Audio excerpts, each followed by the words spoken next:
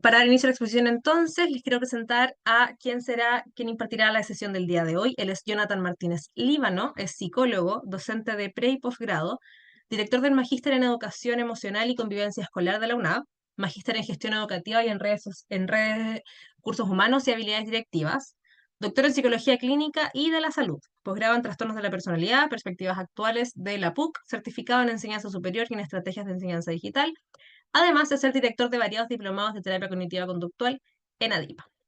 Sin más que agregar, los voy a dejar con Jonathan para dar inicio a la exposición. Jonathan. Hola, muchas gracias por la posibilidad aquí, discúlpeme, de dirigirme a los colegas. Bienvenido ahí a los colegas nuevos colombianos. Ahí alcancé a agregar algunos indicadores de Colombia, pero vamos a ahondar un poquito más en la salud mental colombiana. Eh, Voy a proyectar ahora y voy a dejar de deshabilitar. Ahí está la anotación. Bien. Bien, pues queridos colegas, bueno, mi nombre es Jonathan Martínez, tal como dijo la colega recientemente, yo soy psicólogo cognitivo-conductual hace harto tiempo atrás. Bueno, todos tenemos historias que contar. Yo partí siendo psicoanalista, después fui psicoanalista lacaniano, después me fui al sistémico, hasta que ya cuando empecé ya a atender mis pacientes, necesitaba algo más concreto. ¿Ya? Y siempre cuento, mi primera interacción con pacientes fue súper compleja porque era una chica que lamentablemente había sido violentada sexualmente y yo decía, ¿qué hago acá? O sea, ¿qué se hace acá? Porque en realidad, ¿por dónde partimos? ¿Ya? Y de verdad la terapia cognitivo-conductual me dio las luces por dónde irme. ¿Ya? Yo creo que la terapia cognitivo-conductual, a mi juicio, es, como siempre digo, una cajita de herramientas, pero ojo, esa cajita de herramientas hay que saber aplicarla bastante bien. ¿Ya?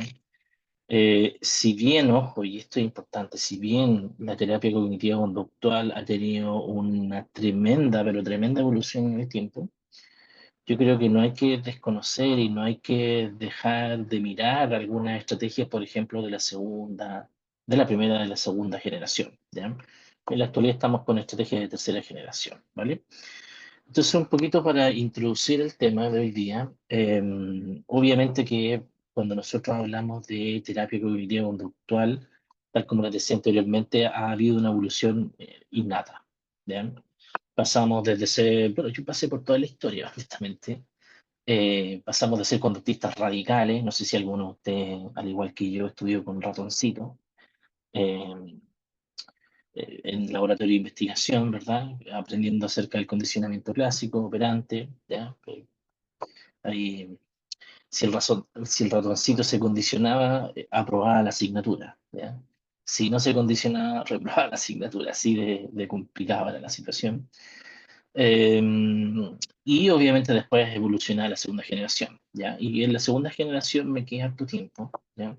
Con todas las orientaciones, probablemente de Ellis, de Beck. Ellis probablemente es más favorito que Beck, pero Ellis y Beck, y ahora la Judith Beck también siguen siendo técnicas bien interesantes, ¿ya? Y yo algunas de ellas las sigo aplicando, por cierto, ¿ya? Pero mi corazón actualmente está más orientado más a estrategias de tercera generación, ¿ya? Sobre todo terapia aceptación compromiso, que es un poco lo que he estado desarrollando hace un tiempo atrás.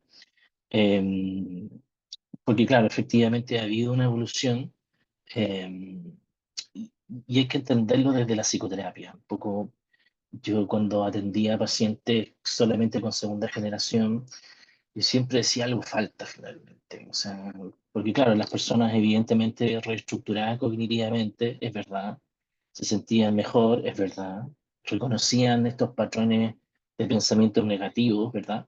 Eh, y después los podían efectivamente reestructurar, o sea, en definitiva se decían a ellos mismos ciertas respuestas más adaptativas, ¿ya? Sin embargo, estaba la sensación en mí y probablemente en algunos pacientes, y por eso evolucioné un poquito a tercera generación, de que algo faltaba, ¿ya?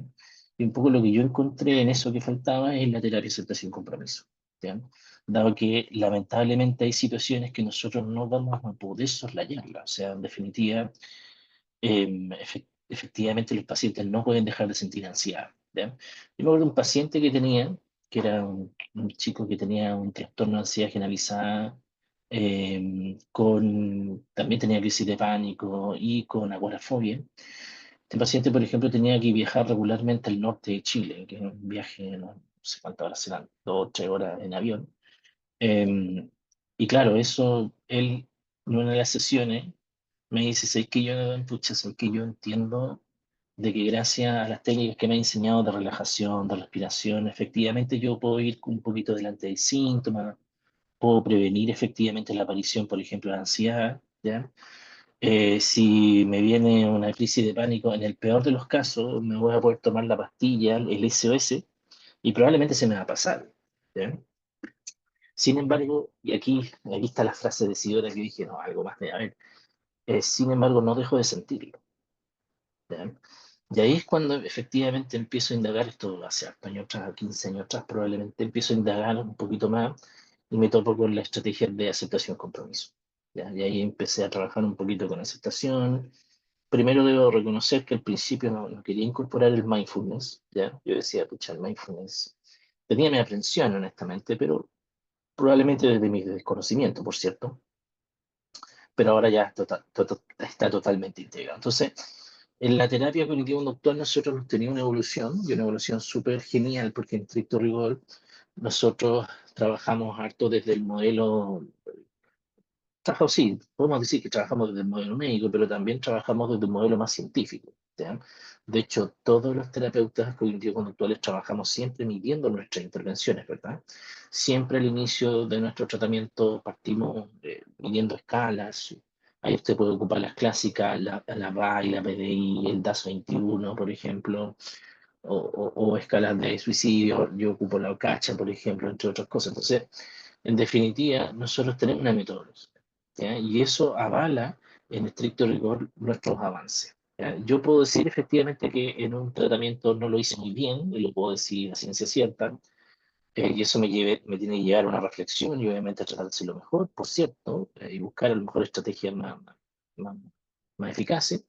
Pero también puedo decir que sí, pues efectivamente hay tratamientos que lo he hecho bastante bien y que efectivamente los pacientes quedan súper contentos, ¿ya? Entonces, de alguna otra forma, nosotros tenemos que entender que la terapia cognitivo-conductual, a pesar de haber tenido todos estos avances, hay elementos que no nos ha dejado de tener. Por ejemplo, obviamente es una terapia estructurada, ¿ya? Nosotros propendemos a que ojalá sean las menores cantidades de sesiones. En promedio son 12 a 15 sesiones, por ejemplo. Hay algunas estrategias terapéuticas de TCC que son un poquito más complejas, como ahí les recomiendo algunas. Por ejemplo, la terapia centrada en el trauma, ¿ya? La terapia cognitiva conductual centrada en el trauma, que me parece que es una de las estrategias súper eficaces en la actualidad, y que dura alrededor de 18 o 20 sesiones, ¿ya? Pero ¿por qué? Porque en definitiva ahí nosotros integramos muchas veces a la pareja de la persona, o integramos también, por ejemplo, si un adolescente que ha tenido un trauma, incorporamos al padre, por ejemplo. Entonces, son sesiones un poquito, o sea, son sesiones, sí, inclusive son más largas también. Y va a depender un poquito ahí de cómo usted quiera entregarla, porque hay algunos terapeutas, por ejemplo, que dividen las sesiones a la mitad, entonces atienden 50% al niño o niña o adolescente y 50 otro por ciento al adulto, ¿ya? Entonces va a depender un poco de cómo usted lo quiera hacer, ¿ya? Yo tengo mis matices y yo lo hago un poquito distinto. Sin embargo, igual uno se demora más en trauma complejo, eso es así, ¿ya? O la otra que también es bastante larga, que es larga, entre comillas, es la terapia cognitiva conductual mejorada. No sé si lo ubican esa, ¿ya? Que es la terapia cognitiva conductual centrada en los trastornos de la conducta alimentaria, ¿ya? Que también son 20 a 22 sesiones, ¿ya? Pero ojo, está súper estructurada, ¿ya? Eso no quita que nosotros como terapeutas seamos flexibles, por cierto. O sea, muchas veces me ha pasado que llevo estructurada la sesión, no sé si le ha pasado a usted, pero me ha pasado que llevo planificada la mejor sesión del universo, según yo, y aparece el paciente con otra cosa, ¿ya? Entonces, claro, obviamente uno tiene que darle foco a lo que el paciente está sufriendo. No sé, le viene una crisis de pánico, entonces, claro, hay que volver a trabajar un poco la confianza, volver a reforzar ciertas técnicas. Entonces, eso no quita que nosotros no seamos flexibles, por cierto. Y también, a mi juicio, aquí hay un tema fundamental, pero que me gustaría igual de alguna otra forma aclararlo, que la terapia cognitiva conductual es verdad, somos directivos, ojo, pero no todo el tiempo, ojo, eso quisiera aclararlo. Sí, somos directivos, porque imagínense un paciente, pues, o sea, que está con ideación suicida, con pensamiento suicida, que intentó suicidarse, ¿ya? Uno tiene que ser directivo. Uno no puede dejar serle faire y decirle, ya, bueno, haz lo que quieras, pues, claramente no, ¿ya? Entonces, efectivamente, en algunos momentos, al menos yo soy así, directivo al principio, pero después dejo, suelto, empiezo a soltar, porque efectivamente uno de los objetivos terapéuticos es que el paciente tenga autonomía, ¿ya? Nosotros como cognitivos conductores no creemos en que el paciente tiene que estar en terapia todo el tiempo, ¿ya? Eh, yo creo que mientras menos sesiones mejor, inclusive. O sea, me ha pasado que mis mismos pacientes me recomiendan harto porque no es terapia finalmente ad eternum sin ningún objetivo, no. Nosotros tenemos objetivos, podemos medir eso, esos avances y eso claramente al paciente le hace mucho sentido, ¿ya? Y lo otro fundamental que tiene la terapia cognitivo-conductual es que evidentemente tiene mucha evidencia empírica, ¿ya? Por lo tanto, si usted ahora con toda esta inclusión, por ejemplo, de las inteligencias artificiales, por ejemplo, todas estas cosas, eh, si usted, por ejemplo, coloca en un chat GPT, el ejemplo, ahora, si usted coloca en un chat GPT o en Gemini, en cualquiera que tenga usted ahí, si usted le dice, mira, es que parece que tengo depresión, ¿ya? ¿Qué tratamiento debería seguir? ¿Ya? Y probablemente dentro de los primeros siempre va a estar terapia cognitiva conductual, ¿ya? Por lo tanto, nosotros tenemos la capacidad de comprobar que lo que nosotros hacemos resulta, ¿ya? Y hay una crítica que se nos hace a los cognitivos conductuales que nosotros pareciera ser que somos poco profundos, ¿ya? Y ahí también tengo una respuesta súper interesante, finalmente, que es un poco lo que hago en la terapia, es que sí, al principio puede ser que seamos poco profundos, es verdad. ¿Ya? Es verdad que al principio nos dedicamos al síntoma, yo me dedico mucho al síntoma, o sea, si el paciente está con angustia, con ansiedad, claramente es lo que más voy a hacer. Voy a tratar de ayudarlo a que baje la angustia. Si el paciente está con depresión, claramente voy a aplicar técnicas de activación conductual, o sea, para que empiece a movilizarse. O sea, en definitiva, yo no me pierdo. O sea, yo sí, efectivamente, al principio me centro en el síntoma, pero en la medida que obviamente ya vamos generando una confianza con el paciente, que obviamente el paciente va avanzando porque ya cree en ti como terapeuta, porque se siente mejor, ojo, porque claramente las técnicas que ustedes les van a enseñar, el paciente va a bajar inmediatamente su angustia, no sé si inmediatamente, pero sí lo va a empezar a manejar, por ejemplo, va a empezar a detectar que son sus pensamientos un problema y no es él. Entonces esas cosas van ayudando al tratamiento. Después yo creo que podemos avanzar a técnicas cognitivas conductuales un poquito más complejas, ¿ya? Como, por ejemplo, ahí se lo recomiendo, la terapia cognitiva conductual centrada en esquemas de Jeffrey Young, ¿ya? Que de verdad es una terapia increíble, hermosísima, una terapia muy profunda, que al menos yo lo ocupo harto con trastorno de personalidad y trastorno de la conducta alimentaria, ¿ya? Y por otro lado, también mi recomendación también va en terapia aceptación compromiso, ¿ya? O sea, un poquito yo me muevo en eso, o sea, desde segunda generación, tercera generación, y he empezado a incorporar cosas de terapia metacognitiva, ¿ya? Entonces, nosotros seguimos creyendo en esa triada, un poco que les pongo ahí, que efectivamente nosotros creemos que nuestro objeto de trabajo son los pensamientos, las emociones y las conductas, ¿ya? Y obviamente en la teoría contextual o en la terapia de tercera generación, efectivamente el contexto empieza a tomar una gran relevancia, ¿ya? ¿Por qué? Porque en definitiva nosotros tenemos que hacer un análisis funcional contextual, ¿verdad? En razón, efectivamente, del problema que está teniendo este paciente en este contexto y en este momento histórico, por cierto, ¿ya?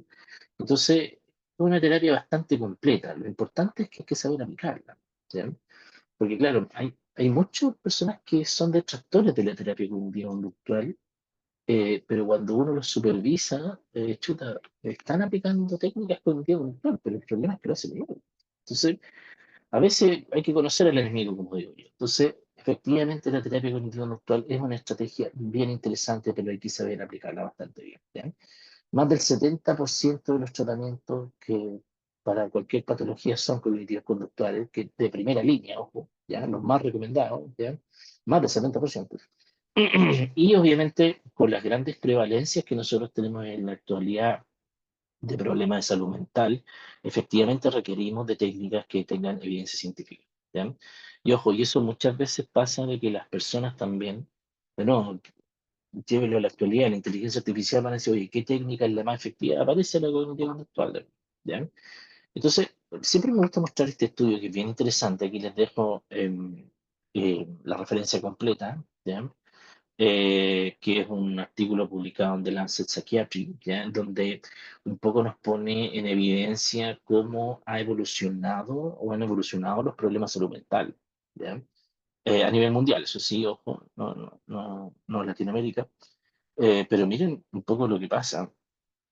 Tenemos evoluciones bien interesantes, o sea, de 650 millones de personas con problemas de salud mental a 970 millones de personas con problemas de salud mental. Este es un, ahí siempre les recomiendo a los queridos colegas, si usted quiere tener, no sé cómo le dirán en Colombia, ni cómo le dirán en México esto, pero un torpedo. ¿Saben lo que es un torpedo? Es como cuando nosotros íbamos al colegio, a veces hacíamos papelitos chiquititos con la materia. Eh, Realmente yo debo confesar que hice varios, pero después me da miedo, no lo sacaba en la prueba. ¿Ya? Pero no sé cómo lideran allá en Colombia y en México a los torpedos. Pero si uno quiere tener un torpedo, por así decirlo, un torpedo legal, siempre busque revisiones sistemáticas con metaanálisis. ¿Ya?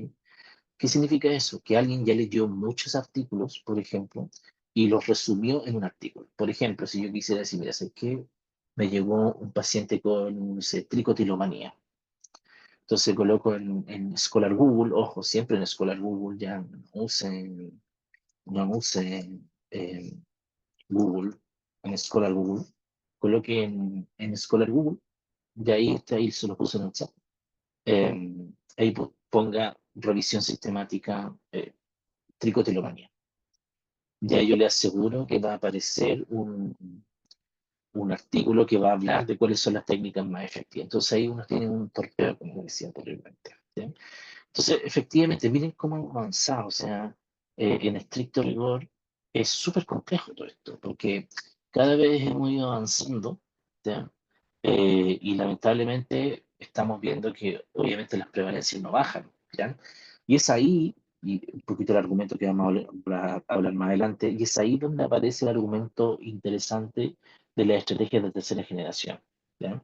Por ejemplo, de 194 millones de personas de ansiedad con trastorno de ansiedad, ojo, no estoy hablando de ansiedad, sino que trastorno de ansiedad, a 301 millones de personas con, obviamente, trastorno de ansiedad, ¿ya? Lo mismo, en depresión, todo ha ido en aumento, todo, absolutamente todo ha ido en aumento. Y el tema es que eso puede tener varias interpretaciones, por cierto, o sea que a lo mejor ahora sabemos más, a lo mejor ahora diagnosticamos mejor también, entre otras cosas. ¿Ven? En Chile al menos esto no dista mucho, ¿ya? Esto antes de la pandemia, nosotros teníamos un 17% de depresión, por ejemplo, un 7% de ansiedad, un 11-12% de problemas de consumo de alcohol y droga, pero aparecieron cosas nuevas, ¿ya? Al menos en Chile, por cierto. Por ejemplo, apareció el trastorno bipolar, que antes nosotros no lo teníamos dentro de nuestro radar, dentro de las mayores prevalencias, por cierto, pero también aparecieron los trastornos de personalidad. ¿Ya? Entonces son trastornos ultra mega complejos. O sea, en definitiva, no sé si ustedes han tenido la posibilidad de atender pacientes límite o limítrofes, y uno se da cuenta que necesita un enfoque distinto. ¿Ya?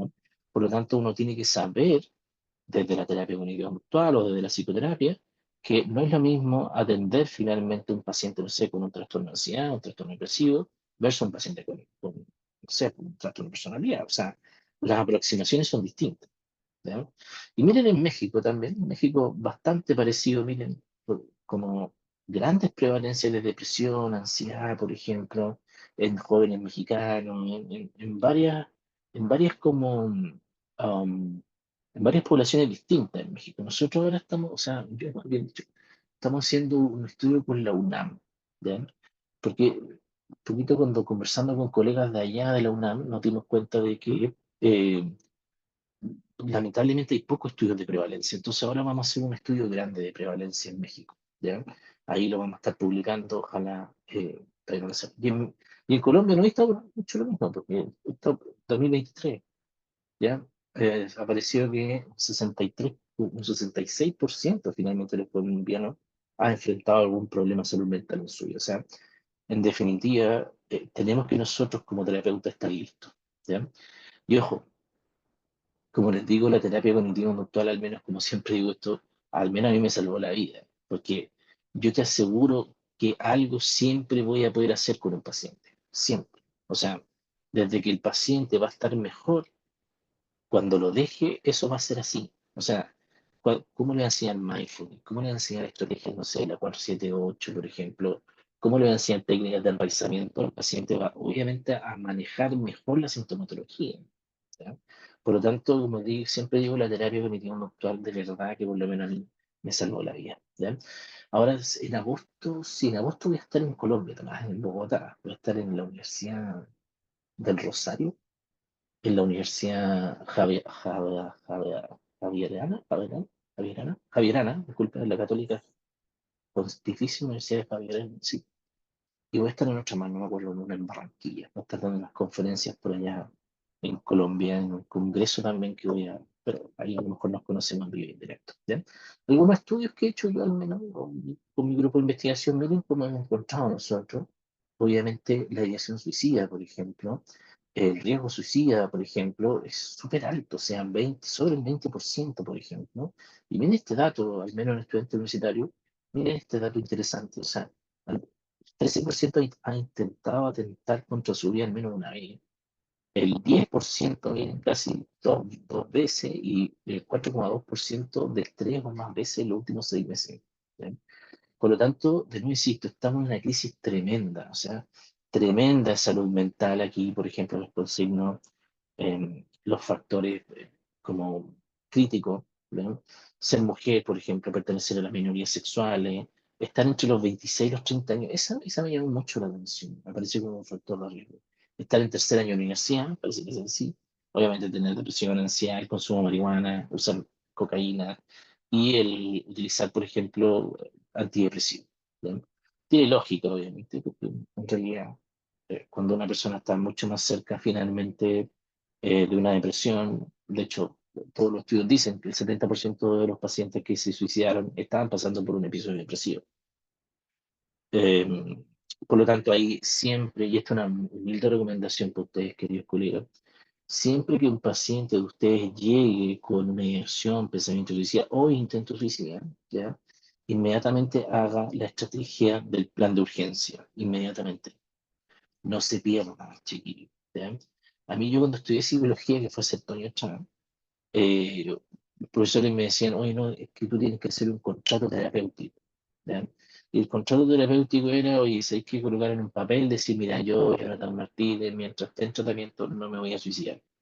¿Ya? Y eso no sirve. ¿Ya? Eso no tiene ninguna efectividad. Lo que sí tiene efectividad es el plan de urgencia. ¿Ya? Eh, por lo tanto, es súper importante tenerlo en cuenta. ¿Ya? Otros estudios más que hicieron en Chile también, 69%, por ejemplo, con ansiedad, 63% de los adolescentes también con, no estos adultos, 63% con síntomas depresivos.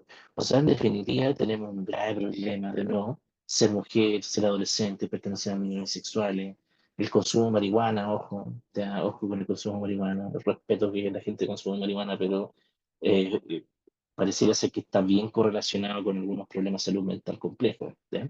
Y otros más también, solamente así como para sentirme chocho y mostrarle las últimas investigaciones que he hecho. También, esto lo hicimos con niños y adolescentes. ¿Ya? Miren lo complejo. ¿Ya? Miren lo complejo que estamos enfrentando, al menos por una misión súper compleja en Chile. Miren, cerca del 30%, por ejemplo, de niños están con depresión. ¿Ya? Cerca del 40% está con un trastorno de ansiedad, o sea, y el 25% está con un trastorno, o sea, con un estrés crónico. ¿Ya? Entonces, en estricto rigor, tenemos que estar preparados. ¿Ya? Y a mi juicio, una de las mejores cosas que uno tiene que hacer para estar preparado es aprender. Aprender, ojalá, la mayor cantidad de técnicas, porque en definitiva, muchas veces los pacientes cuando han llegado a mí han llegado desilusionados de otro tipo de terapia no quiero pelar a nadie, como decimos en Chile, pero a veces los pacientes me dicen, oye, tú soy el primer psicólogo activo en la terapia. ¿Ya? Tú eres el primer psicólogo que me da, oye, estoy angustiado, ya, me dio una técnica al tiro, o sea, en definitiva me sentí súper bien, probablemente, no sé si en tan poco tiempo, pero sí me sentí bien porque efectivamente empiezo a controlar un poquito más los síntomas, efectivamente, pucha, me doy cuenta cuando estoy ansioso, o me doy cuenta cuando empiezan esos pensamientos como negativos a merodearme, y eso me afecta a mi vida. Entonces, en definitiva, al conocer técnicas y a aplicar técnicas, probablemente vamos a ayudar a nuestro paciente. ¿Ya? Y en razón de eso, un poquito nomás la idea de la clase hoy día es explicarles que existen técnicas de primera generación, ¿ya?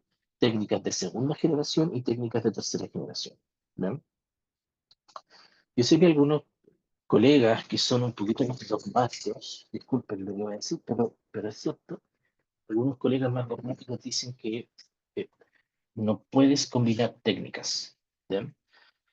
Eh, o sea, en definitiva, mi posición es que nunca hay que perder de vista al paciente. ¿Ya? Si el paciente, por ejemplo, no sé, tiene un trastorno obsesivo compulsivo o tiene una fobia, chuta, una desensibilización sistemática le va a ayudar. ¿Ya? O una técnica de reprocesamiento cognitivo le va a ayudar. Entonces, en estricto rigor, a mi juicio, nunca hay que perder de vista al paciente y por lo tanto también este es un llamado para los colegas más jóvenes también, es que no se cierren. ¿Ya? O sea, hay técnicas que de verdad son viejitas, como digo yo, pero buenas, siguen funcionando. ¿Ya? Y obviamente las técnicas de tercera generación, a mi juicio, que yo creo que han llevado la terapia cognitiva conductual a otro nivel, esa es mi humilde opinión. ¿Ya? Entonces ha habido toda esta evolución, partimos probablemente con las primeras como publicaciones de Haynes, en verdad, en donde empezó a criticar el psicoanálisis. No nos vamos a meter en eso. Yo creo que cada una de las orientaciones tiene sus cosas súper buenas. ¿Ya? Entonces yo creo que no sacamos nada con criticar a los colegas, simplemente, eh, obviamente somos distintas, ¿no? ¿Ya? Después en los 60 aparece Wolf, ¿verdad? Después, obviamente en los 70 efectivamente ya aparece muy, muy fuerte. Finalmente la terapia cognitiva conductual como la conocíamos hace un tiempo, ¿verdad? Cuando aparecen todas las técnicas de Ellis, por ejemplo, Lazarus, por ejemplo, Meichenbaum, y nos decíamos en Psyche, el problema no es solamente conductual, sino que el problema pareciera ser que también es cognitivo, ¿ya? Entonces partimos con, no vamos a andar en esto honestamente, porque probablemente esto es lo que usted más maneja, pero partimos desde el conductismo, ¿verdad? Clásicos autores, Watson, Skinner, ¿verdad? Que nos ayudaron mucho a entender varias cosas, que las personas podían aprender a través de sucesiones, que las personas también aprendíamos a través de consecuencias, ¿verdad? Refuerzo, castigo, extinción, ¿sí? Entonces, en definitiva, nosotros aquí aprendimos harto de la rigurosidad científica del conductismo. Yo creo que aquí hay una cosa que sí podemos criticar el conductismo, por cierto, ¿ya? Pero algo que no podemos dejar pasar de lado es que el leitmotiv, por así decirlo, de el conductismo era hacer la psicología una ciencia. ¿Ya? Y yo creo que en cierto modo lo logró. De hecho, obviamente el conductismo metió mucha análisis de datos, por ejemplo, hizo investigaciones que, claro, también algunos tuvieron reñidas con la ética, con el pequeño Albert, ¿verdad? Eh, pero bueno, ayudaron a entender un poquito cómo se producían todos estos mecanismos. ¿Ya? Y hay técnicas bien interesantes, honestamente. Vamos a tener, por ejemplo, las técnicas de condicionamiento clásico, vamos a tener las técnicas, por ejemplo, del condicionamiento operante, por ejemplo, donde efectivamente nosotros trabajamos, al menos yo trabajo mucho en la terapia con refuerzo positivo, ¿ya? Pero si usted a lo mejor trabaja con niños, adolescentes, por ejemplo, probablemente conocer este tipo de técnicas más duras les va a ayudar mucho para que a lo mejor los papás puedan condicionar un poquito a su hijo, ¿ya? Y probablemente estas son mis favoritas, las técnicas de exposición, que las ocupo mucho en terapia. La he ocupado con fobia, la he ocupado con trauma complejo, la he ocupado con estrés postraumático, la he ocupado con crisis de pánico, por ejemplo. La desensibilización sistemática yo la ocupo bastante seguida, me parece una buena técnica. Y no me parece una técnica tan tan compleja como el implosion, por ejemplo. ¿Ya? Eh, por ejemplo, con crisis de pánico también trabajo mucho la exposición, porque de alguna otra forma, y aquí hay una cuestión que también la recogió la tercera generación, yo creo que no solamente tenemos que centrarnos en el estímulo-respuesta o qué causó el problema, por así decirlo, sino que también tenemos que centrarnos, obviamente, en aquello que hace que el problema se mantenga. ¿Ya? De hecho, la evitación es experiencial, ¿verdad? Como le habla Hayes, eh, efectivamente hace mucho daño. ¿Ya? ¿En qué sentido? En el sentido de que, claro, se los cuento con un caso. Me acuerdo de un paciente que tenía yo que a él lo querían ascender en su trabajo, querían llevar a un mejor cargo. ¿Ya? Y este chico tenía angustia, mucha ansiedad, trastorno de ansiedad generalizada, por ejemplo, también con agorafobia y todo eso. Entonces, a él lo ascendieron, o sea, lo iban a ascender y él inmediatamente dijo que no. ¿Ya? Y dijo que no porque apareció ese miedo, el miedo profundo de que le va a volver una crisis de pánico, por cierto. ¿Ya? Entonces, inmediatamente dijo que no al ascenso. Entonces todo el mundo decía, pero ¿cómo dijiste que no? O sea, era mejor condiciones laborales, más dinero, mejor estatus. ¿Ya? Entonces, él obviamente mentía, pero decía, no, no quise decir que sí, porque creo que, no sé, puedo seguir avanzando de otra forma. Pero no, el problema es que él tenía era su agorafobia, finalmente, porque tenía miedo de viajar y todas esas cosas, y el ser ascendido implicaba viajar. Entonces, esa evitación finalmente lo que hace es simplemente perpetuar el problema. Por lo tanto, muchas veces la exposición es una muy buena técnica. ¿Ya? Ojo que obviamente uno la ha ido suavizando, al menos así lo hago yo, así lo explico también, así lo enseño en el diplomado. Yo la explico o sea, yo la aplico con imaginería. ¿Ya? O sea, yo no soy tan hardcore de llegar y colocar el estímulo fóbico o ponerle un paño en la cabeza al paciente para que se sienta ahogado. No, yo lo hago con imaginería y funciona extremadamente bien. ¿Ya? Pero ojo, antes de llegar a estas técnicas de exposición que son complejas a mi juicio, el paciente ya ha pasado un tiempo por terapia, o sea, no es recomendado hacer este tipo de técnica en la primera sesión, ¿no? Olvídese. ¿Ya? O sea, yo lo que generalmente lo hago después de la séptima, octava sesión, más o menos, porque el paciente ya ha pasado por técnica de relajación, ya ha hecho reestructuración cognitiva, o sea, es un paciente que tiene una historia contigo, ya ha obviamente avanzado, ha entendido muy bien las cosas, ¿ya? Entonces las técnicas de refuerzo, castigo y extinción son bastante efectivas en algunos casos, no en todo, ojo, ¿ya? Porque, por ejemplo, las técnicas de modificación centradas en el castigo no funcionan muy bien, ¿ya? Porque usted sabe que para que el castigo funcione tiene que ser contingente, po, ¿ya? Tiene que ser contingente y consistente. ¿Ya?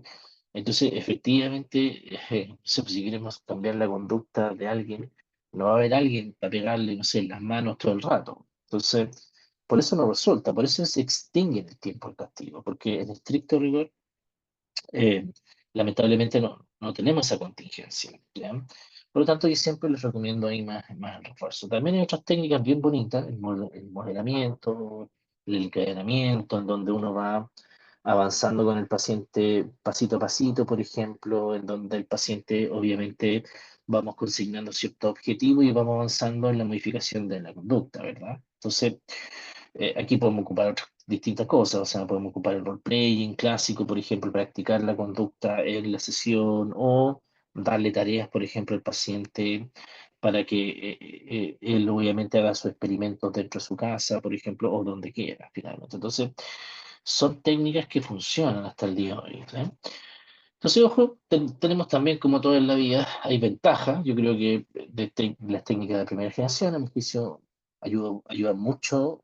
Creo yo que algo después la segunda generación se salta, pero que la primera generación hace muy bien, que es el análisis funcional de la conducta. ¿Ya? O sea, ahí nosotros aprendimos a ser técnicos de la conducta, ¿verdad?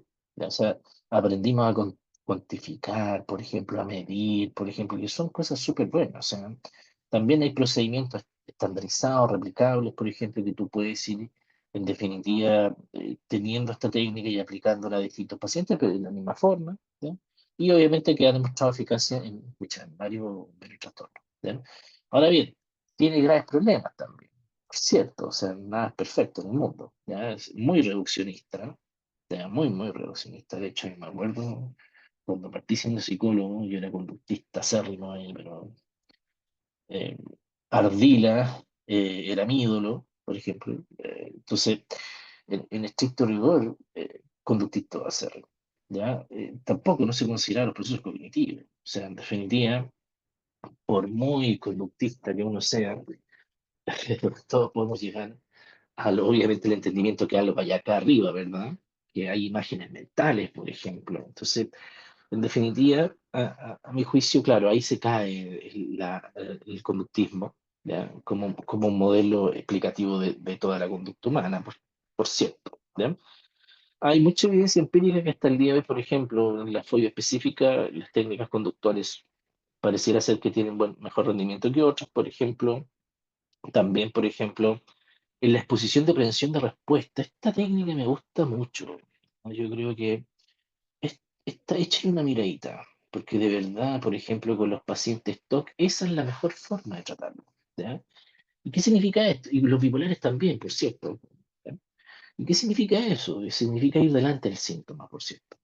¿Ya? O sea, en definitiva, no sé, por ejemplo, hace poco estoy atendiendo a un paciente que tiene un trastorno bipolar. ¿Ya?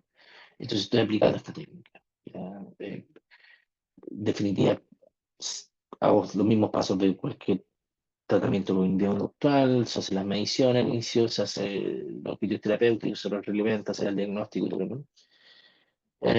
Y luego de eso, cuando uno psicoeduca, por ejemplo, al paciente, que también es una obligación como terapeuta cognitivo-conductual hacerlo, el paciente aprende mucho de lo que tiene.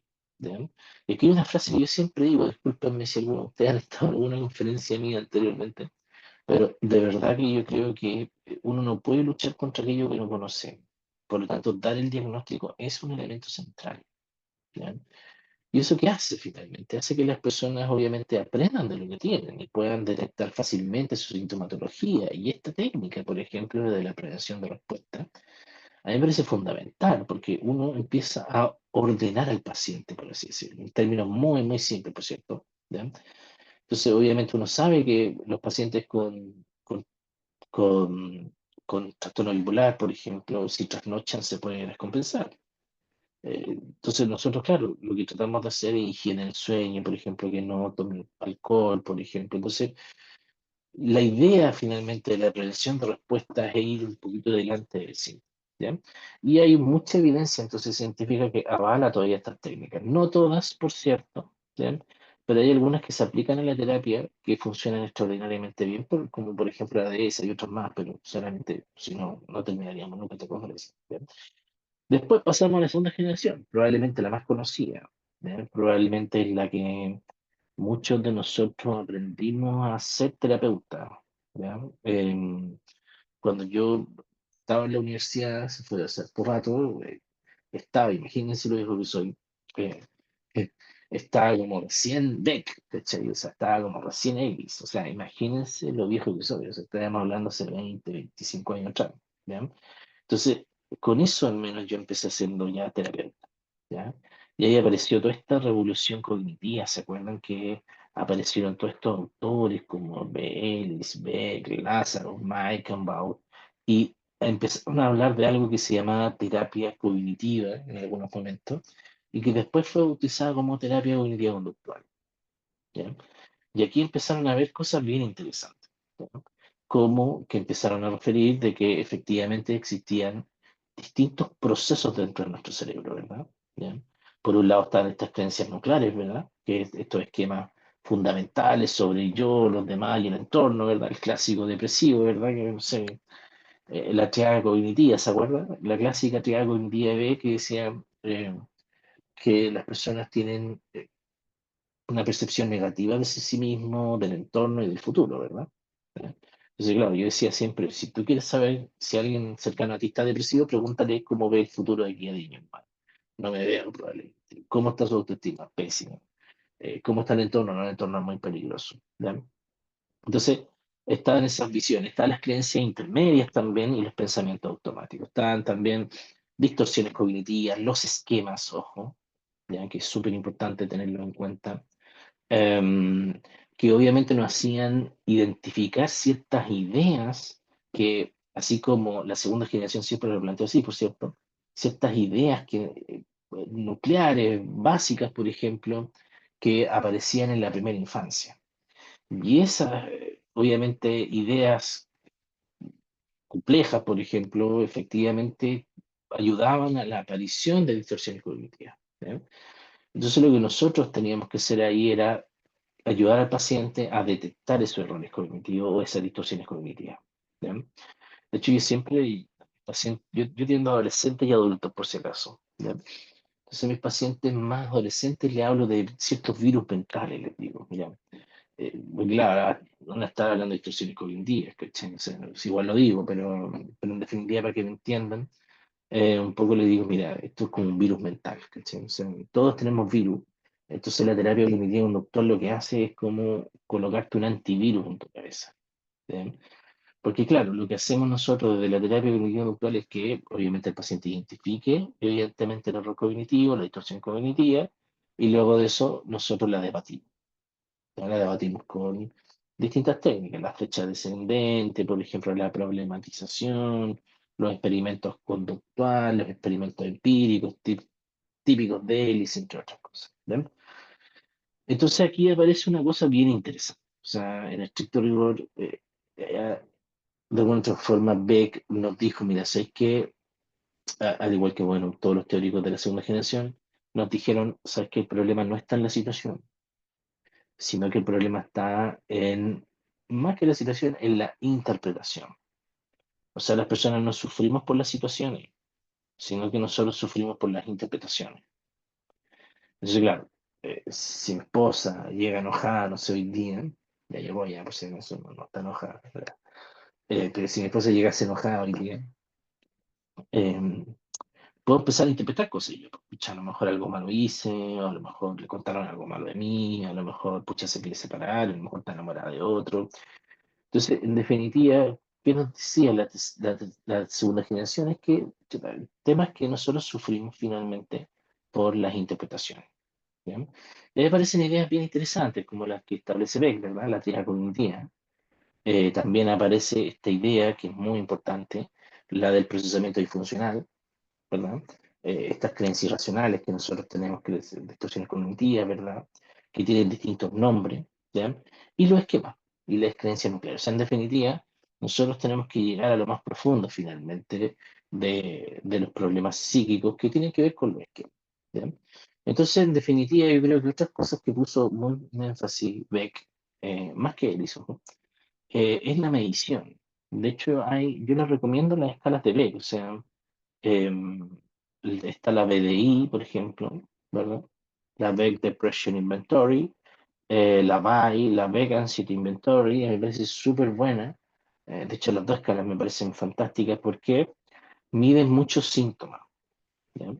Y eso nos ayuda mucho a nosotros como terapeutas a lograr identificar cuáles son los síntomas y cuáles están mucho más elevados y en cuáles vamos a empezar a trabajar. ¿Ya?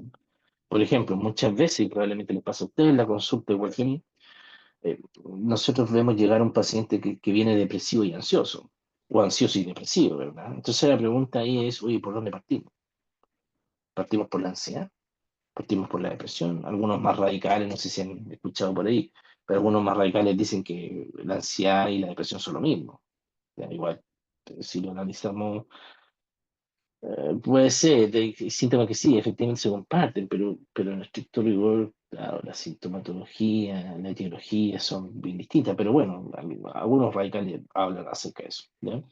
Entonces, claro, nosotros hacemos una evaluación cognitiva, aplicamos escalas, ¿verdad? Aplicamos esta escala. Bueno, Beck diseñó muchas escalas, diseñó la escala de depresión de Beck, la de ansiedad, la de suicidio, la desesperanza, hay otras más, no me acuerdo, ya es tarde acá en Chile. ¿Ven? Y también apareció esta idea pues, de la conceptualización colaborativa, en donde el paciente finalmente era más activo. ¿Ya? Entonces, claro, efectivamente, yo creo que la terapia cognitiva conductual de segunda generación ayuda mucho como a profesionalizar un poquito más la psicoterapia clínica. ¿Ya? Entonces también nos ayudó mucho a monitorear, ¿verdad? Nos ayudó mucho a decir, ya hay que llevar registros, por ejemplo. ¿Ya?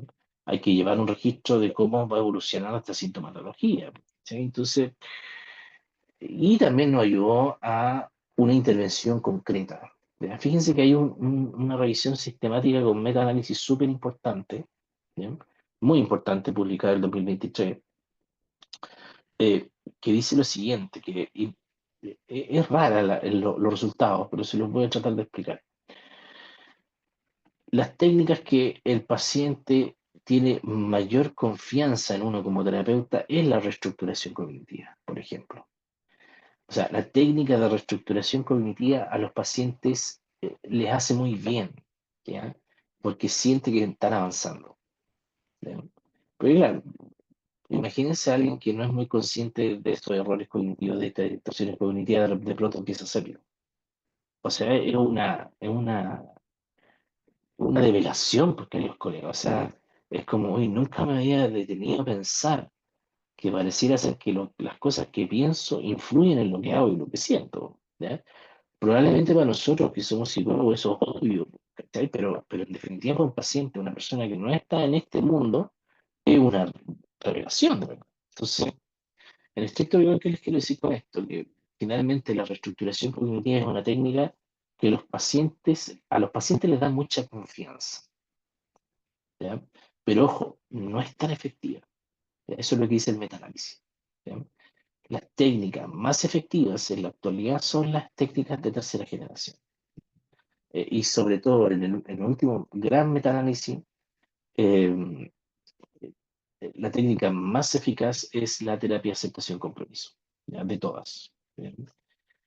Entonces, también, ojo, la segunda generación apareció Ellis, ¿verdad? Me encanta Ellis. Yo creo que usted tiene que tener los libros de Ellis, ¿ya? Una terapia dura, más dura, yo creo. Una terapia breve y duradera de Ellis. Es un librazo, ¿ya? Manual de terapia racional emotiva, de terapia racional emotiva uno y 2 también son librazos. O sea, en definitiva hay cosas que de pronto uno tiene que leer, ¿ya? Bueno, probablemente se lo hicieron leer en la universidad. Entonces, Elisa aparece con una idea increíble, honestamente, que es súper sencilla. Yo siempre la ocupo. Es demasiado sencilla y demasiado fácil de implementar en la terapia, que es el modelo ABC. ¿Y por qué lo hago? Porque en definitiva a veces los pacientes de verdad no logran reconocer que una situación los lleva a pensamientos y esos pensamientos los llevan a consecuencias. ¿Ya? De verdad, no lo pueden reconocer. ¿Ya? Con mucho respeto esto para los colegas hombres que están presentes, pero un poquito les cuesta más a los hombres. ¿Ya? Eh, de hecho, cuando un poquito si alguien es muy alexitímico, efectivamente va a ser bien complejo. ¿Cachai? Entonces, en definitiva, es bien interesante el trabajo del modelo ABC. Yo lo voy combinando también con temas de Beck también. O sea, yo creo que la terapia no tiene límite, honestamente. ¿Ya? Entonces trabajamos mucho con las creencias irracionales, por ejemplo, y ahí disputamos. Hacemos este típico diálogo socrático, de repente lo que uno hace estos absolutismos, ¿cachai? O sea, uno se lo hace ver al paciente, por ejemplo. Por ejemplo, no sé, yo siempre hago como técnicas de contestación empírica, por ejemplo, le doy una tarea de la semana que tiene que hacerla. Entonces, efectivamente, claro, el paciente empieza a detectar bien esos pensamientos y luego de eso viene la reestructuración ya en sí. ¿Ya? ¿Y ahí qué hacemos? Identificamos los pensamientos, ¿verdad? ¿Ya? Pero no solamente los pensamientos, después empezamos a identificar, obviamente, las distorsiones cognitivas. ¿Ya? Y luego, al identificar las distorsiones cognitivas, podemos reestructurar. ¿Ya?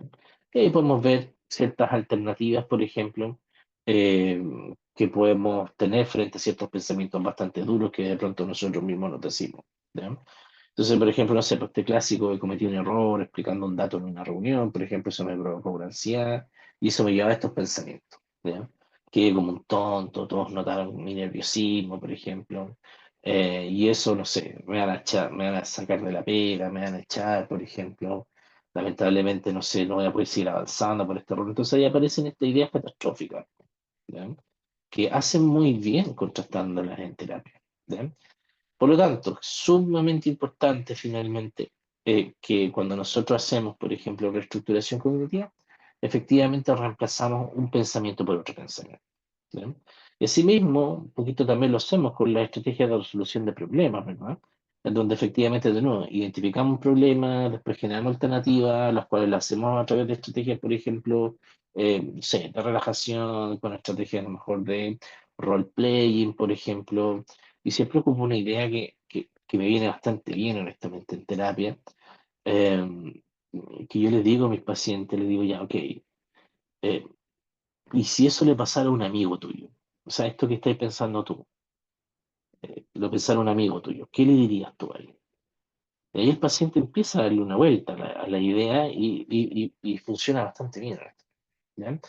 Entonces también están todas estas habilidades de afrontamiento, ¿verdad? Que también nos enseñó muy bien la segunda generación, con el clásico roleplay, en el modelado, por ejemplo, las estrategias de autoinstrucción que funciona súper bien con los niños, por ejemplo, con los adolescentes generados, funciona súper bien un poquito esta idea, un poco de este diálogo interno, por ejemplo, para autorregularse, por ejemplo. Y la autoobservación y el autorrefuerzo también son estrategias bien interesantes que nosotros ocupamos en la segunda generación, ¿ya? Y yo creo que una de las cosas bien increíbles que hizo mucho la segunda generación es que hicieron muchos manuales, muchos manuales. De hecho, ahí yo les recomiendo los clásicos de Vicente Cavallo, por ejemplo, eh, todos los de Vicente Cavallo, hay, ¿cómo se llaman? Terapia cognitiva conductual de los trastornos mentales. Eh, Ahí también hay uno que hizo con adolescente y niño, otro con adultos. O sea, todos los libros de Vicente Cavallo, a mi juicio, son un muy buen inicio para obviamente introducirse a la terapia cognitiva conductual, ¿ya? Entonces, ojo, ¿tienen efectividad? Sí, tienen efectividad, ¿ya?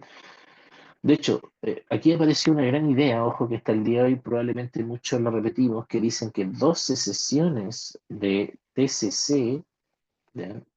Más fármaco, esto que está acá, eh, es la mejor forma de tratamiento, ¿ya?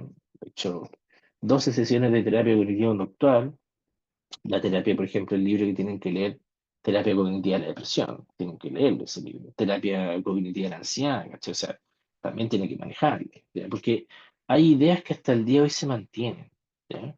Por lo tanto, ojo, no tenemos que desechar a esa técnica, ¿ya? Y obviamente, ¿qué falla la segunda generación? Ojo, mucha recaída, ¿ya? Yo creo que un poquito, uno de los grandes pecados que tiene la segunda generación es esta idea del hombre perfecto. Esa es una visión súper compleja, ¿ya? Probablemente entre los 70 y los 80, años 70 80, estuvo el boom de todas estas cuestiones de, ¿cómo se llama? Estos libros de autoayuda, por ejemplo, ¿ya? En típica situación, no sé, piense, sea efectivo con 7 pasos, por ejemplo. Piense bien y siéntase bien, por ejemplo. Sí, o sea, sí, funcionan para muchas personas, ojo, pero para otras no. Por lo tanto, la terapia no solamente tiene que ser para los que funcionan, sino que también tiene que ser para las personas para la amplia diversidad de personas que estamos teniendo en las sesiones, pues, ¿ya? Entonces también había muchas veces, a mi juicio, está esta idea del cambio un poquito robótico, ¿ya? En estricto, ¿a qué me refiero con esto? A que de pronto, claro, el paciente reemplazaba ideas, pero no lo creía mucho. Ya, o sea, sí, es verdad, reestructuro cognitivamente, sí, es verdad que ahora pienso un poquito más amable conmigo mismo, pero a veces no dejo de pensar, ¿ya? Y obviamente algunas controversias metodológicas que fueron bien interesantes por el tema de la cognición en sí mismo, o sea, porque la cognición no la podemos observar directamente, no la podemos medir directamente, entonces también tuvo mucha crítica, ¿ya? Entonces aquí efectivamente pasamos a un racionalismo muy limitado, ¿cachai? O sea, de hombre perfecto o mujer perfecta, o sea, tú tienes que pensar bien, ¿ya? Eh, y eso claramente hizo de que muchas terapeutas cognitivos conductuales buscaran, obviamente, otra respuesta. Y ahí apareció la tercera generación, ¿ya? Eh, y aparece, por lo menos, yo la descubrí con Hayes, después obviamente con la Marcha Linehan, que encontré fantástica, ¿ya? Entonces aquí hay un cambio pero súper importante, ¿ya? Es un giro finalmente en la perspectiva desde la psicopatología inclusive, ¿ya? De por ejemplo, en los libros de Hayes, que ahí recomiendo varios de ellos, o sea, cualquier libro de Hayes es genial, eh, uno observa finalmente que el foco está en que las personas intentamos evitar el dolor a como dé lugar. ¿Sí? Tiene mucho sentido, no sé cómo será en México, en Colombia, pero por lo menos acá en Chile, si el paciente va a un psiquiatra y el psiquiatra le dice, ya, mira, pucha, ya te va a dar fármaco por un rato, pero tienes que hacer un cambio de estilo de vida. Acá el paciente dice, no, el psiquiatra era malo. O sea, no me dio pastillas, por ejemplo. Me dijo que tenía que cambiar, me dijo que tenía que ir a terapia, ¿cachai? Entonces, claro, efectivamente, al menos en Chile uno va en cada esquina y hay una farmacia, porque está esa idea, pues esa idea de aplanar el síntoma.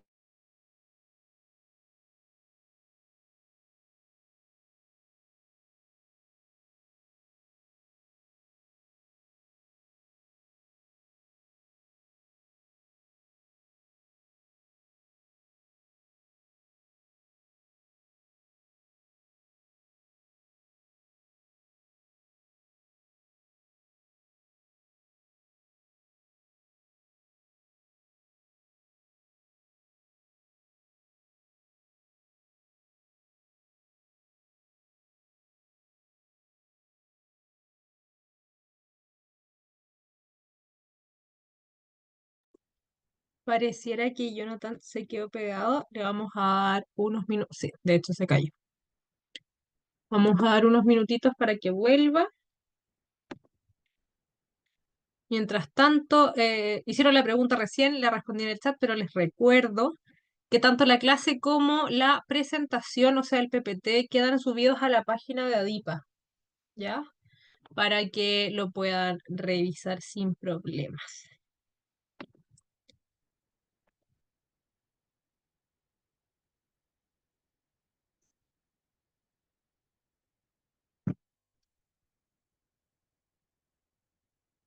La página va a depender desde donde nos estén viendo, ¿ya? En Chile es adipa.cl, en México es adipa.mx y no sé cuál es la de Colombia, perdón. Voy a averiguar y les cuento. Pero en la parte de los seminarios. Hola, Jonathan. Ya volviste, te voy a dar el permiso al tiro.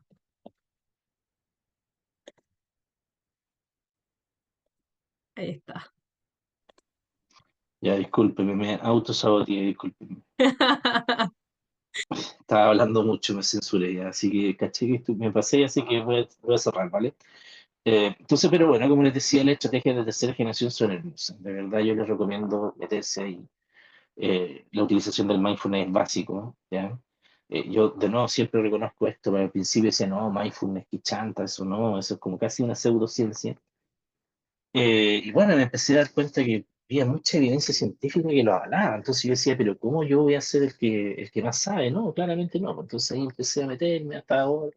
Y ahora actualmente hasta yo mismo lo ocupo para mí, para mi desarrollo personal en la mañana, a la mitad del día. O sea, en definitiva me ha hecho demasiado bien. Por eso siempre ahora lo recomiendo.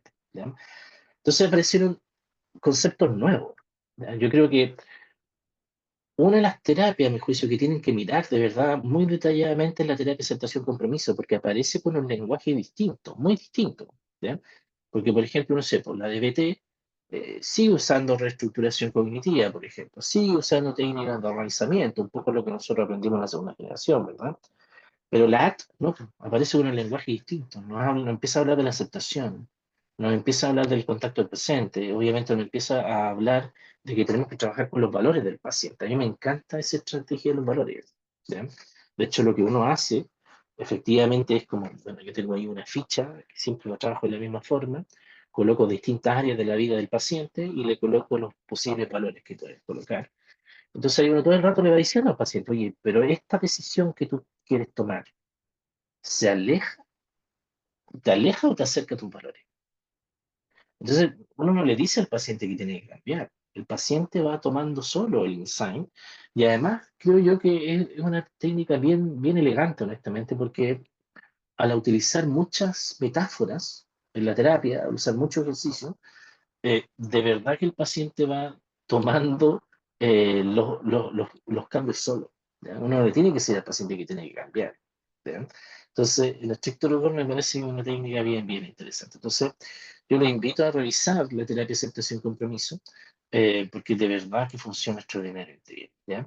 Y de hecho, miren qué interesante este dato, el 85% hay una efectividad tremenda de la difusión cognitiva, porque efectivamente, lo que nosotros hacemos es que el paciente se desapegue de sus pensamientos, ¿ya? Que su pensamiento deje de ser una realidad, ¿ya? Y también la terapia de aceptación compromiso ayuda mucho a la reducción de la rumiación.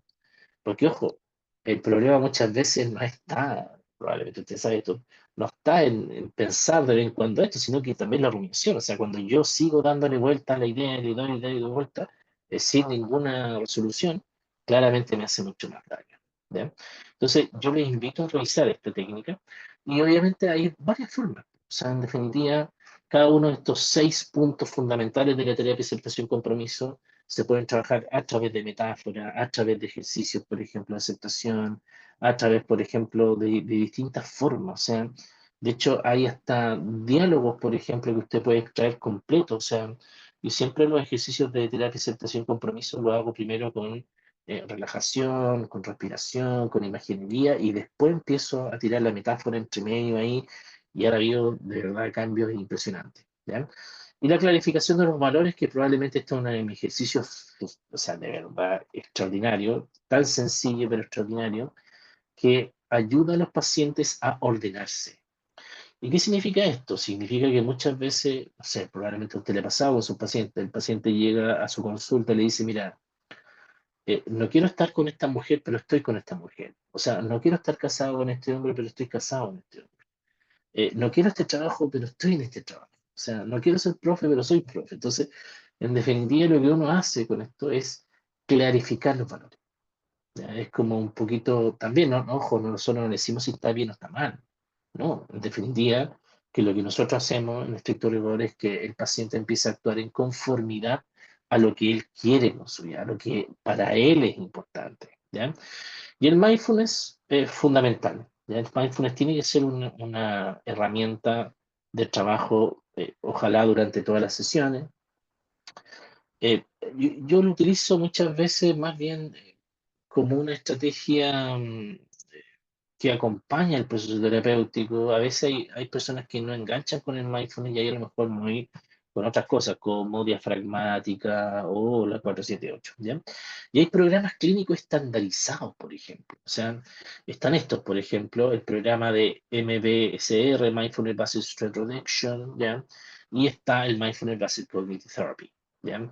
Y aquí aparecen personas muy importantes, John Kabat-Zinn, por ejemplo, Sigal, William, por ejemplo, que son personas que de verdad han combinado muy bien el mindfulness con la terapia cognitivo-conductual.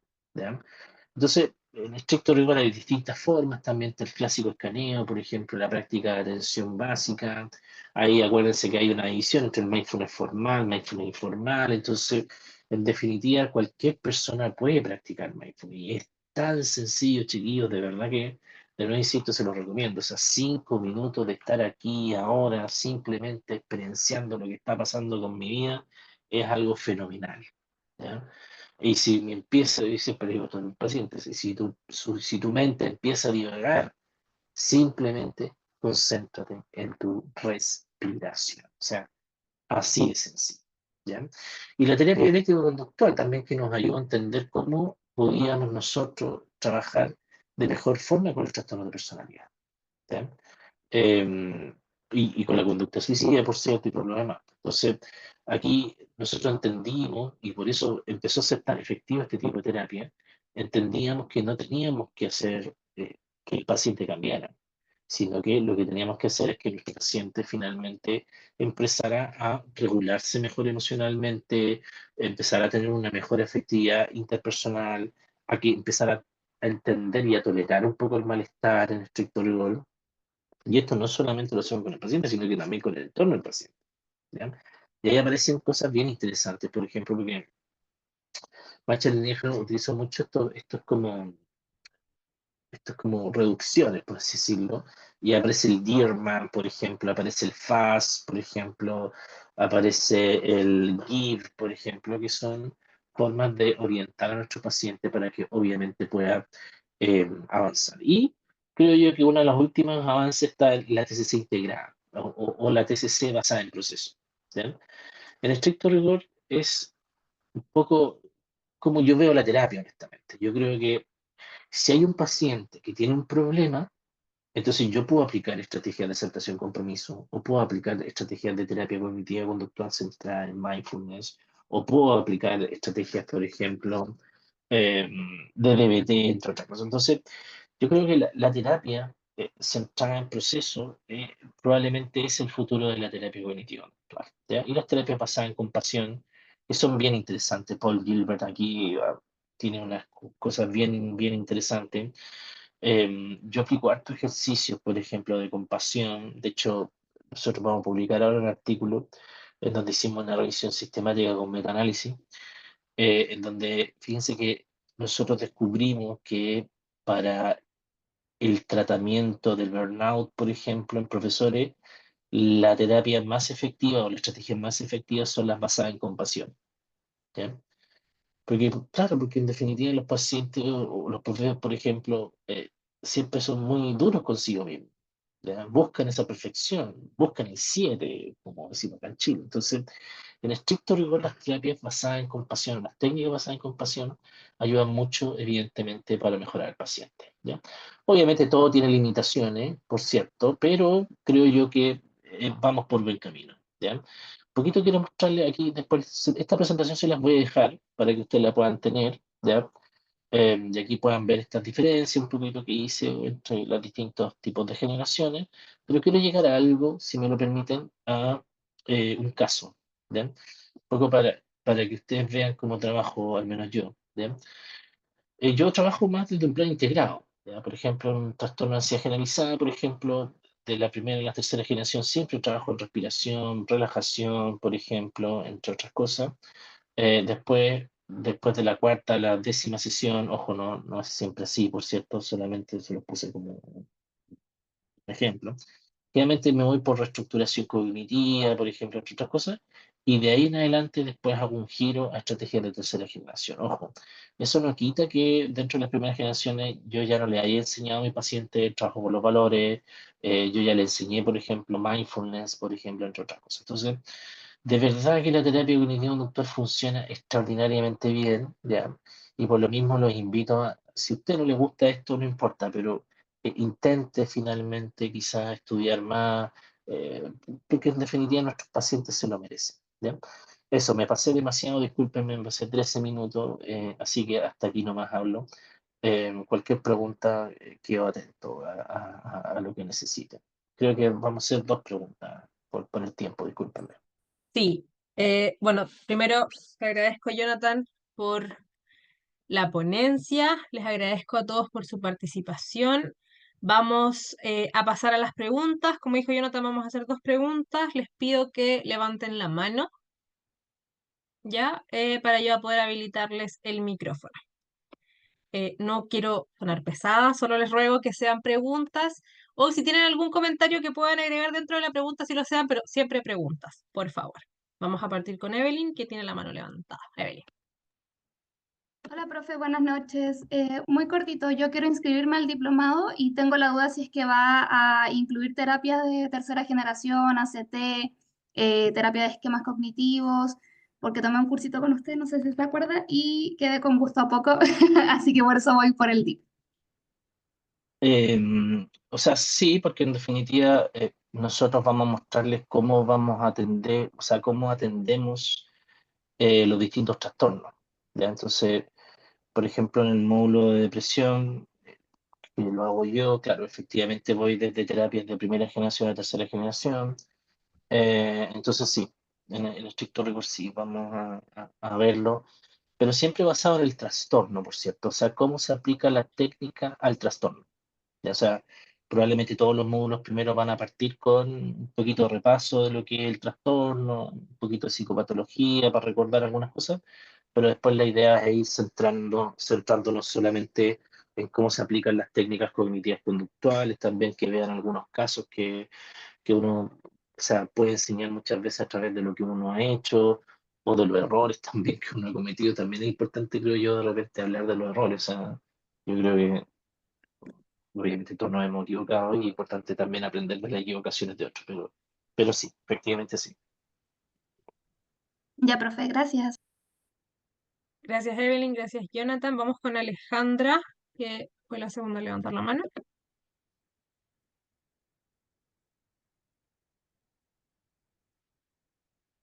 Hola, Hola, em, Alejandra.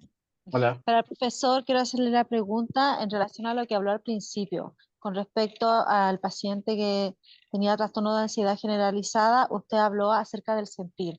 Lo que yo quiero saber es si un paciente, ¿cuándo se declara sano? ¿Cuando tiene ese autocontrol de lo que está sintiendo o cuando deja de sentir?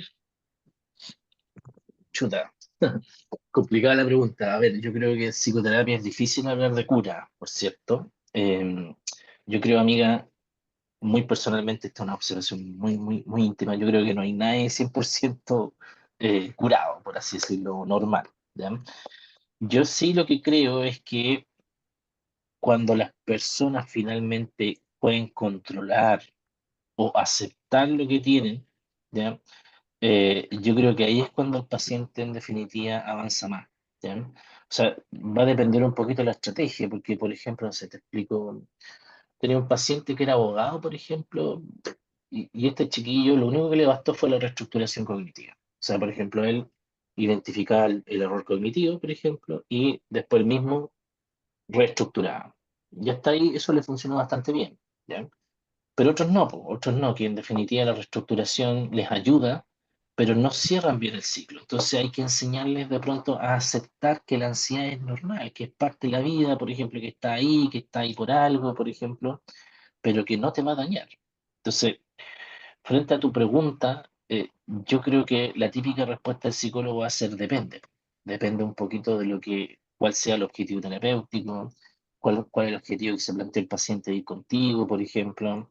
Yo lo que sí creo, y esto sí lo hago así, sí trabajo yo, yo creo que sí o sí tenemos que partir con ayudar al paciente a reestructurar un poco ideas, para obviamente ayudarlo a que empiece a procesar un poquito mejor la información, pero después yo te aseguro que trabajando ya en las últimas sesiones con, no sé, con terapia de aceptación y compromiso, o también algunas estrategias de compasión, yo te aseguro que el cambio es mucho más profundo. ¿Ya? Entonces, no sé si respondo. Gracias, Jonathan. Gracias. Perdí a quien hizo la pregunta, Alejandra, si no me equivoco. Les pido mil disculpas a Carolina y a Daniela que tienen sus manos levantadas, pero por temas de tiempo no podemos responderlas. ¿Ya? Les agradezco a todos y a todas por la participación, por las preguntas en el chat. A ti, Jonathan, por, como siempre, un excelente seminario. Te doy 1 o 2 minutitos para que los puedas dejar invitados al diplomado y de ahí pasamos al sorteo. Bien, pucha, agradecerle la atención, nomás yo creo que honestamente la profesión de psicólogo o trabajar en el ámbito de salud mental probablemente es muy gratificante, pero muy desafiante al mismo tiempo. Por lo mismo hay que seguir aprendiendo, por cierto, porque de verdad las técnicas han avanzado mucho. ¿Ya? Entonces, lamentablemente no podemos quedarnos con lo de la universidad, nomás. Me encantaría haberme quedado con lo que estudié en el pregrado nomás, pero igual uno siempre está haciendo más cosas, uno dice ya, no va a hacer ninguna cuestión más y uno termina haciendo, obviamente, otro diplomado, otro curso. Entonces, yo los invito al diplomado, hay súper buenos profesores, ¿ya? Probablemente yo debo ser el más penca, el resto son todos los mejores, ¿ya? ¿No? Pero son muy buenos profesores, así que yo creo que van a aprender mucho de la experiencia.